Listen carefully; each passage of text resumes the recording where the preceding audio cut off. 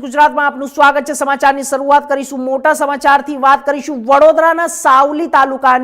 વડોદરાના સાવલી તાલુકાના સાંઢાસાલ ગામના યુવક ગુંજન શાહનો મ્યાનમારથી વધુ એક ઓડિયો ક્લિપ વાયરલ થયું છે અને આ ઓડિયોમાં તેમણે વડાપ્રધાન નરેન્દ્ર મોદી અને ગૃહમંત્રી અમિત શાહ પાસે તાત્કાલિક મદદની અપીલ કરી છે। આશરે 4 મહિના પહેલા સાવલી સહિત ગુજરાતના 100થી વધુ યુવક ડેટા એન્ટ્રી માટે નોકરી માટે મ્યાનમાર ગયા હતા અને તેમને ત્યાં ડેટા એન્ટ્રીના બદલે લવ ફ્રોડ અને ડિજિટલ એરેસ્ટ જેવી ગેરકાયદેસર પ્રવૃત્તિમાં સામેલ કરવામાં આવ્યા હતા। પોતે છેતરાયા હોવાનું જણાતા યુવકો કંપનીમાંથી તક જોઈને નીકળી ગયા અને હાલ મ્યાનમારના એક સેફ હાઉસમાં આશ્રય લીધો છે।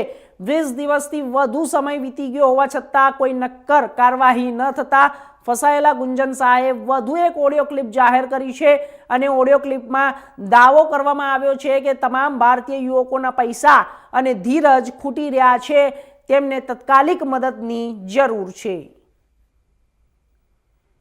આજની તારીખ 27 ડિસેમ્બર 2025 ના રોજ હું ગુંજન શાહ સાંઢાસાલ વડોદરાનો રહેવાસી હાલ મ્યાનમારમાં રેસ્ક્યુ સેન્ટરમાં છેલ્લા 22 દિવસથી રોકાયેલા છું અને મારી સાથે બીજા 116 ભારતીય છે। 2 દિવસ અગાઉ અમે ભારત સરકારને અમારી મ્યાનમારની પરિસ્થિતિ વિડીયોના માધ્યમથી અવગત કરાવ્યા છે, પરંતુ 2 દિવસ થયા પછી પણ અમને ભારત સરકારની તરફથી હજુ સુધીને ન્યૂઝમાં કે રેસ્ક્યુ સેન્ટર તરફથી કોઈ જાણકારી નથી મળી રહી। હાલની પરિસ્થિતિ જોતા તમને જાણ કરી રહ્યા છે કે અહીંયા પૈસાની સમસ્યા બધાને ઊભી થઈ ગઈ છે અને ઘણા ભારતીયોને આટલા દિવસ એક જગ્યાએ રહેવાથી અને પોતાના ઘર વાતચીત ના થવા લોકો ડિપ્રેશન અને હેલ્થ ઇસ્યુઝના કારણે પીડાઈ રહ્યા છે અને ફોન રેસ્ક્યુ સેન્ટરમાં આવતાની સાથે જ જમા કરી લેવામાં આવ્યા છે। તેના લીધે ઘરના લોકો ચિંતિત થઈ રહ્યા હશે। આથી ભારત સરકારને નિવેદન છે કે ટૂંક સમયમાં અમને ભારત પરત લાવવાની કાર્યવાહી કરવા નમ્ર વિનંતી કરી રહ્યા છે અને જે તે જાણકારી ન્યૂઝમાં માધ્યમથી નજીકની રેસ્ક્યુ ડેટ જણાવવા વિનંતી કે જેનાથી અમારી ફેમિલી અને અહીંયા રહેલા લોકોને આશ્વાસન મળી રહે તેવી અમે ભારત સરકાર શ્રી નરેન્દ્ર મોદીજી અને અમિત શાહને નમ્ર વિનંતી છે।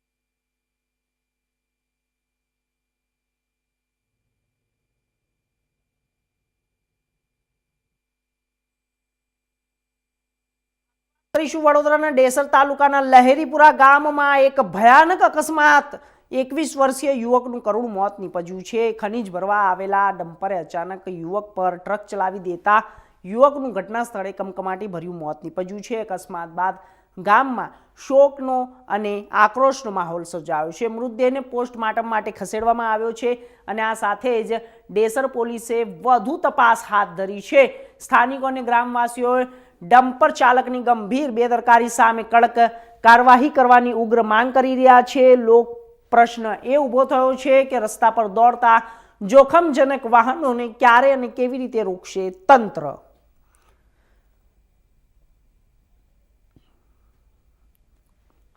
અમીરગઢ તાલુકાના કપાસિયા ખાતેથી કુલ રૂપિયા 42.84 કરોડના ખર્ચે તૈયાર થનાર વિવિધ 4 રસ્તાઓનું ખાતમુહૂર્ત કર્યું, જેમાં 10 કરોડના ખર્ચે ડાભેલા અમીરગઢ અંબાજી રોડ, 15 કરોડના ખર્ચે અને NH2 સરોત્રા કપાસિયા રોડ અને જ્યારે 14 કરોડના ખર્ચે ઇકબાલગઢ ખારા રસ્તો તથા 3.84 કરોડના ખર્ચે અમીરગઢ ખાપા રોડનું જ્યારે રિફ્રેશિંગ, મજબૂતીકરણ અને રોડ ફિનિશિંગની કામગીરી કરાશે. સદર 4 રસ્તાઓથી ડાભેલા અમીરગઢ, ઉપલો બંધ, નીચલો બંધ, સરોત્રા ઘાટ અને કપાસિયા, ઇકબાલગઢ, ચૌહાણગઢ, માનપુરિયા, ખારા અને અવડા સહિતના ગામના નાગરિકોને સુગમ, સલામત અને ઝડપી પરિવહનની સુવિધા મળશે અને આદિજાતિ વિસ્તારના સામાજિક આર્થિક વિકાસની નવી ગતિ મળી રહેશે અને આ તમામ 4 રસ્તાઓની કુલ લંબાઈ 48 કિલોમીટર સુધીની રહેશે. અમીરગઢ તાલુકાની અંદર વિવિધ કામો એટલે કે અંદાજે 46 કિલોમીટરના રોડની મંજૂરી આવેલ, રાજ્ય સરકારે મંજૂરી આપેલ. વન વિભાગ વિસ્તારમાં આવવાથી કેટલીક બાબતોની ગૂંચ ઘણા સમયથી હતી, એ મારા ધ્યાને આવતા તત્કાલ અસરે એને મંજૂરી આપી આજે આ 46 કિલોમીટર રોડના ખાતમુહૂર્ત કરવામાં આવ્યું છે. આ ખાતમુહૂર્ત આદિવાસી એક નાનકડી દીકરી અને માલધારી સમાજની એક દીકરીએ ખાતમુહૂર્ત કર્યું છે. આ વિસ્તારને પ્રજા માટે ખૂબ ઉપયોગી, ખૂબ મહત્ત્વનો, છેવાડાના માણસને દૂધ ભરાવવા માટે, શિક્ષણ જવા માટે, આરોગ્ય માટે, તબીબી સારવાર કરવા માટે કે શહેરને જોડવા માટેના મહત્ત્વના રોડોનું આજે ખાતમુહૂર્ત કર્યું છે. ઉત્સાહ અને ઉમંગ સાથે આજે ખૂબ સારા વાતાવરણની અંદર આ રોડ જલ્દીમાં જલ્દી પૂર્ણ થાય તેની સૂચનાઓ પણ આપી છે. કોઈ પણ કાર્યક્રમ મંત્રીશ્રીનો હોય તો સ્થાનિક ધારાસભ્યને આમંત્રણ હોય જ છે. મારી ઓફિસ તરફથી પણ આમંત્રણ આપવામાં આવેલું છે, વહીવટીતંત્ર દ્વારા પણ આમંત્રણ આપવામાં આવ્યું છે, પરંતુ કોઈ કારણોસર આવી નહીં શક્યા હોય. બાકી ખૂબ જનપ્રતિનિધિઓ, ભારતીય જનતા પાર્ટીના તમામ ટીમો સાથે મળીને, જેને ઉપયોગી છે એવા લોકો સાથે મળીને પણ આ રોડનું ખાતમુહૂર્ત કરવામાં. તો વડોદરાની બરોડા ડેરીની આવનારી ચૂંટણીને લઈને હવે રાજકીય માહોલ ગરમાયો છે. તો જ્યારે આવતા વર્ષે યોજાનારી બરોડા ડેરીની ચૂંટણી પૂર્વે જ રાજકારણમાં હલચલ શરૂ થઈ ગઈ છે. ડેરીના ચેરમેન દિનુમામા દ્વારા ચૂંટણી પૂર્વે શક્તિ પ્રદર્શન યોજવામાં આવ્યું. આ કાર્ય જ્યારે ગામ નજીક આવેલા ખાનગી ફાર્મ હાઉસ ખાતે યોજાયો હતો, જ્યારે મોટી સંખ્યામાં સમર્થકો હાજર રહ્યા. કાર્યક્રમ દરમિયાન દિનુમામાએ દારૂબંધી મુદ્દે ચર્ચાસ્પદ નિવેદન આપતા રાજકીય વર્તુળોમાં ચર્ચા શરૂ થઈ ગઈ. દિનુમામાએ જણાવ્યું હતું કે દારૂ નાબૂદ કરવાની જવાબદારીમાં સાધુ સંતોની પણ ભૂમિકા હોવી જોઈએ. તેમણે દારૂબંધીના અમલ પર કટાક્ષ કરતા પોલીસ તંત્રને દારૂ વેચનારાઓ પર પણ આક્ષેપ કર્યા. આ નિવેદન બાદ રાજકીય વર્તુળોમાં પ્રતિક્રિયાઓ તેજ બની છે અને મુદ્દો ચર્ચાના કેન્દ્રમાં આવી ગયો છે. આ સાથે જ બરોડા ડેરીની ચૂંટણી નજીક આવતા રાજકીય ખેંચતાણ વધશે તેવી શક્યતાઓ વ્યક્ત કરવામાં આવી રહી છે. હવે ડેરીમાં કે મહેમાન પાડી દઈએ, ચૂંટણી અટકાઈએ, તે કેવું કરશું? તમારો બધાનો અભિપ્રાય લેવા માટે બોલાયા છે કે આજે ચૂંટણી આવે કે વર્ષ પછી આવે, ડેરીની ચૂંટણીમાં મને કઈ ફરક પડે એવું લાગે છે? ડેરીના મતદારો હોય તો જરા હાથ ઊંચો કરી દો તો મને જરા શાંતિથી ઊંઘ આવે. કેમ કે હવે મને એવું બીવડાવવા ફાવે છે કે પેલામાં રહી ગયા, હવે આવનારા તો ખતમ કરી નાખશું. ત્યારે આપણી જોડે ઉપરવાળો ભગવાન છે. તારા માથાવાળાથી આપણે ડરતા નહીં ને ડરવાના છે નહીં. ત્યારે આજે એક નવો ખુલાસો કરું આપણા સહકારી મતદારો અને કાર્યકરોની હાજરીમાં કે કરખડીની અંદર એલેમ્બિક કંપની દ્વારા વિશ્વ ખેડૂત દિવસની ઉજવણી રાખવામાં આવી હતી. ત્યારે એ ગામના કંપનીના અને ગામના આગેવાનોએ મને પણ આમંત્રણ આપ્યું હતું જિલ્લાના ડેરીના પ્રમુખ તરીકે, અને જિલ્લા કોંગ્રેસના પ્રમુખ તરીકે જસપાલસિંહને પણ આમંત્રણ આપવામાં આવ્યું હતું. ત્યારે જસપાલસિંહે મને પૂછેલું કે મામા કવાલીમ ગયા હતા? મેં કીધું ના ભાઈ, નહીં ગયો. તાક્યા બીજો કાર્યક્રમ હતો પ્રમુખ સ્વામી હોલમાં, નશા વ્યસન મુક્તિનો કાર્યક્રમ. તો હું આપણને ખાલી સેમ્પલ બતાવું કે તમાકુ, બીડી, ગુટકા આ બધા વ્યસનમાં આવે કે ના આવે? આ તો વર્ષોથી આદિકાળથી વ્યસન. કોઈ ગુટખા ખાય, કોઈ તમાકુ ખાય, કોઈ પડીકી ખાય, કોઈ પોન ખાય તમાકુનું, અથવા મારા જેવા ઈપકોય ગાતા હોય. તો મેં કહ્યું ભાઈ હવે હું જઈને શું કરવાનું, મને ઈપકોનું વ્યસન છે, છૂટતું નહીં. ત્યારે તોડ મરોડ કરીને મારું નિવેદન, આ એઆઈના ટાઈમમાં, આ મોબાઈલના વખતમાં બધું બહુ તોડ મરોડ થાય.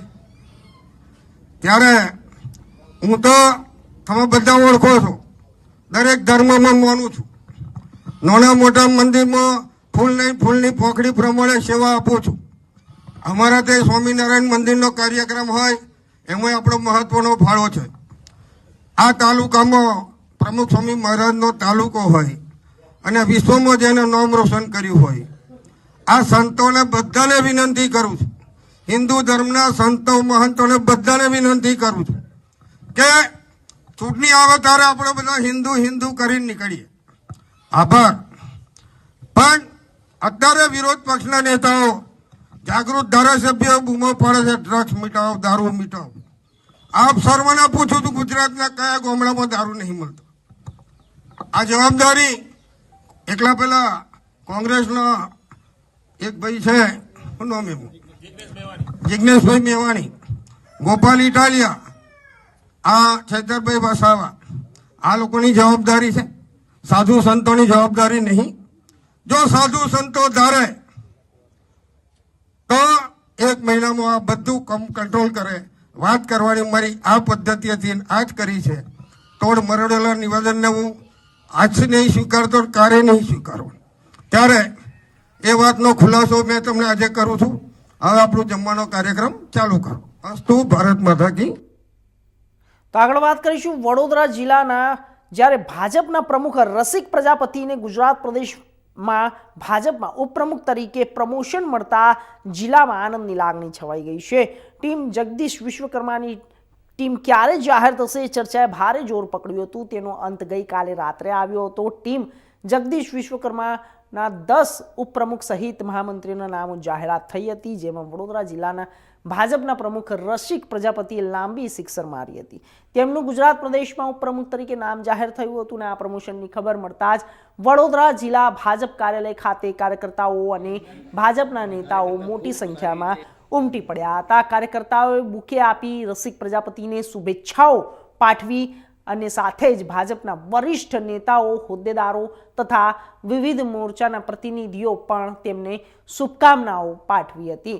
કાર્યાલય ખાતે જોરદાર ઉત્સાહભર્યો માહોલ જોવા મળ્યો હતો અને પ્રમોશનને લઈને કાર્યકર્તાઓમાં ખુશીની લહેર દોડી ગઈ હતી. અને અંતે ઉલ્લેખનીય છે કે વડોદરા અને જિલ્લામાંથી એક વ્યક્તિની ગુજરાત પ્રદેશ સંગઠનના માળખામાં નિમણૂક કરતા વડોદરાને આ વખતે સંગઠનને ન્યાય આપ્યો હોય તેવું જ્યારે નજરે પડ્યું છે.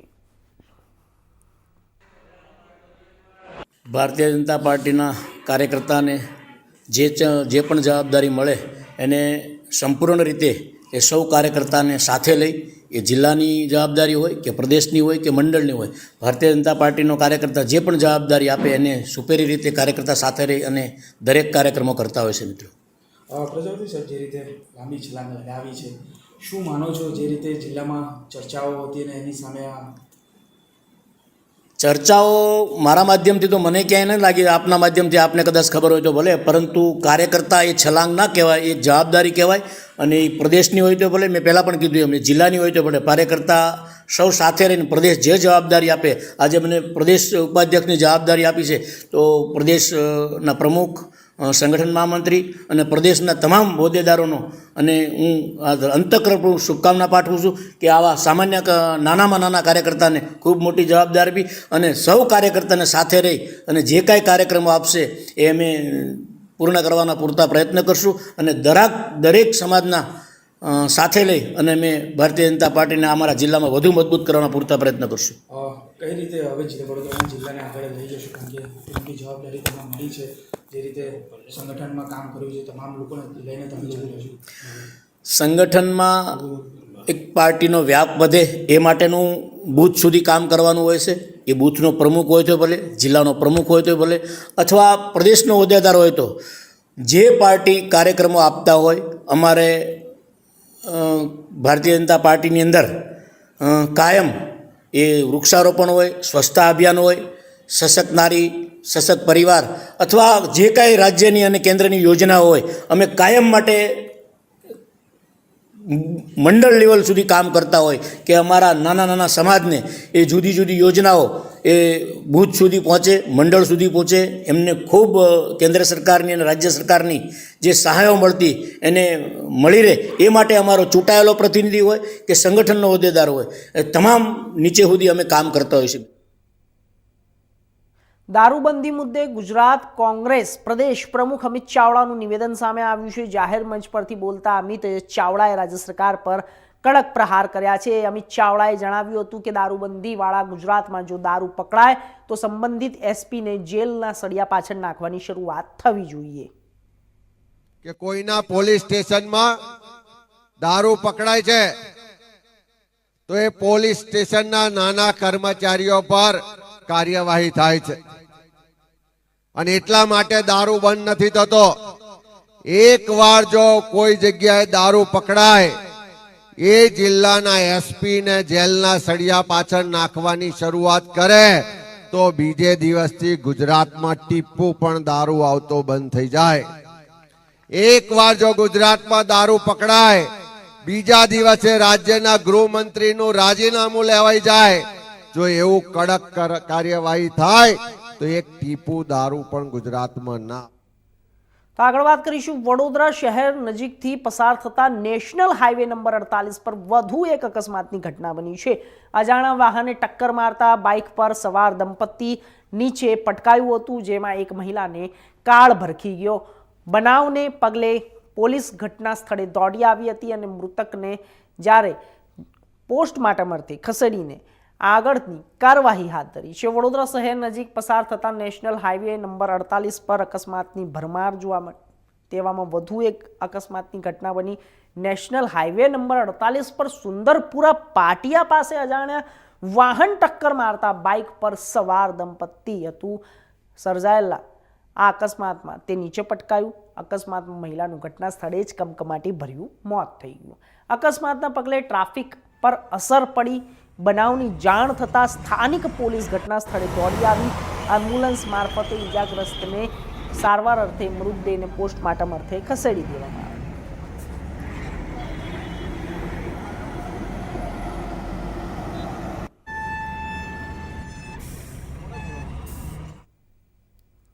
વડોદરા પેરેન્ટ્સ એસોસિએશન દ્વારા ડ્રોઈંગ ફેસ્ટિવલ 2025 ચિત્ર મહોત્સવ 3.0નું આયોજન કરવામાં આવ્યું, જેમાં કમાટી બાગ એમપી થિયેટરમાં આયોજન કરવામાં આવ્યું, જેમાં 700થી વધુ બાળકોએ આ ચિત્ર મહોત્સવમાં ભાગ લીધો. જેમાં મુખ્ય મહેમાન વડોદરાના સાંસદ હેમાંગ જોશી, વડોદરા બાર એસોસિએશનના પ્રમુખ હસમુખ ભટ્ટ, જનરલ સેક્રેટરી रितेश ठक्कर उपस्थित रहा. મહેમાનોનું સ્વાગત કરવામાં આવ્યું, જેમાં અલગ અલગ કેટેગરીમાં ચિત્ર સ્પર્ધા યોજાઈ. વડોદરા પેરેન્ટ્સ એસોસિએશનના પ્રમુખ કિશોર પિલલાઈ, ઇવેન્ટ ચેરમેન દીપક ઠકરાર અને સમગ્ર વડોદરા પેરેન્ટ એસોસિએશન પરિવાર જર્જમાં પિનલબેન પંચાલ, મહેન્દ્રભાઈ, હિતેનભાઈ તથા મહેમાનો હસ્તે દીપ પ્રગટાવીને ચિત્ર સ્પર્ધાની શરૂઆત કરવામાં આવી હતી. વડોદરા વાલી મંડળ દ્વારા વિદ્યાર્થીઓની અંદર જે કઈ શક્તિ હોય છે એ શક્તિને ઉજાગર કરવા માટે, એમને પ્રોત્સાહિત કરવા માટે આજે ચિત્ર સ્પર્ધાનો એક કાર્યક્રમ વાલી મંડળ દ્વારા જે રાખવામાં આવ્યો છે તે ખૂબ જ સરાહનીય કાર્યક્રમ છે.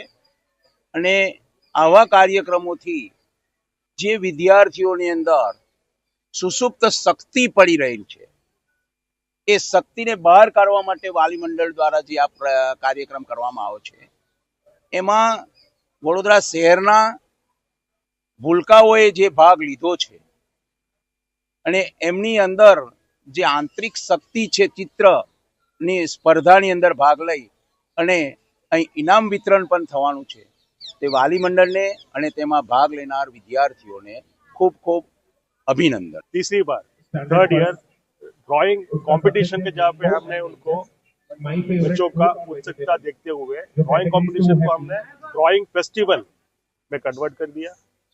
इससे पहले दिवाली के शुभ अवसर पर हम लोग ने ऑनलाइन रंगोली का अरेंजमेंट किया, कंपटीशन किया, उसका भी इनाम आज हम लोग डिस्ट्रीब्यूट करने वाला है।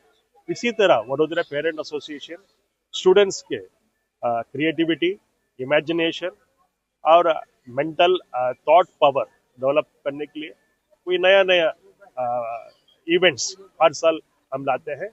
और इस इवेंट का सक्सेसफुल के लिए जितने भी बच्चे पार्टिसिपेट किए, इनाम जीतना बहुत इम्पोर्टेंट बात नहीं है, इसमें भाग लेना बहुत इम्पोर्टेंट है। तो हर एक स्टूडेंट को, हर एक छोटे छोटे बच्चों को मैं दिल से आभार मानता हूँ और कंग्रेचुलेट करता हूँ कि इस इवेंट में भाग लिया।